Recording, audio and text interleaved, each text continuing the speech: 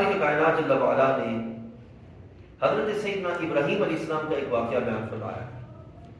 حضرت ابراہیم علیہ السلام بڑے مہربان تھے، آپ کی طبیعت میں نرمی بہت زیادہ تھی، اور آپ بہت زیادہ لوگوں کو اس بارے میں حریص تھے کہ لوگوں کو اسلام کی طرف لایا جائے۔ ان لوگوں میں آپ کا ایک چچا بھی تھا جس کا نام تھا آزر۔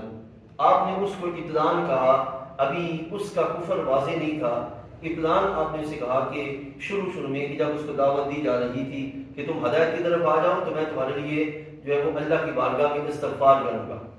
لیکن جب حضرت سیدنا ابراہیم علیہ السلام پر اس کی حقیقت کھل گئی تو اس کے بعد حضرت ابراہیم علیہ السلام نے اس کے استغفار کا سلسلہ جو ہے وہ ختم کر دیا۔ اور پھر یہ یاد رکھیے گا،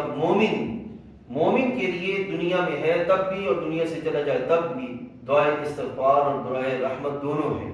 لیکن جو کافر ہے اس کے لیے دنیا میں جب تک ہے دعائے ہدایت ہے، اور جب وہ دنیا سے چلے جائے تو پھر اس کے لیے دعائے استغفار نہیں ہے۔ دعائے استغفار جو ہے یہ خاصہ ہے آل ایمان کا، کہ ان کو جو اللہ تعالیٰ جل وعلا نے یہ شرف عطا فرمایا۔ اور یہاں پہ فرمایا اللہ تعالیٰ نے کہ وما كان استغفار ابراہیم لابیہ الا عن موعدۃ وعدها ایاہ، کہ ابراہیم علیہ السلام کا اپنے چچا کے لیے وہ استغفار کرنا نہیں تھا، صرف ایک وعدہ، جو وعدہ کیا ہوا تھا کہ میں تو تمہارے ساتھ جو ہے وہ تمہارے لیے دعا استغفار کروں گا، اس اعتبار سے جو ہے انہوں نے اپنے چچا کے لیے اہتمام کیا۔ لیکن جب حقیقت کھل گئی تو پھر کیا کیا، آپ نے ان سے جو وہ تعلق توڑ ڈالا۔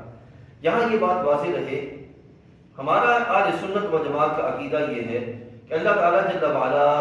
اپنے انبیاء علیہ السلام کو جو علم غیب ہے یہ تدریجاً عطا فرماتا ہے،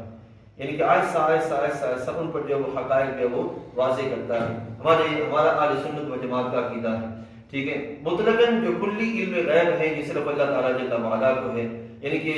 ہر شے کے بارے میں ہر حقیقت کو جاننا یہ اللہ تعالیٰ جل وعلا کی جو ہے وہ خاصیت ہے۔ اللہ تعالیٰ اپنے انبیاء علیہ السلام کو تدریجاً جو ہے وہ علم عطا فرماتا ہے، اور یہ یہاں پہ یہ حکمت بھی بیان فرمائی، ان ابراہیم لأوّاہ حلیم، ابراہیم علیہ السلام بہت زیادہ آہیں کرنے والے اور حلم والے،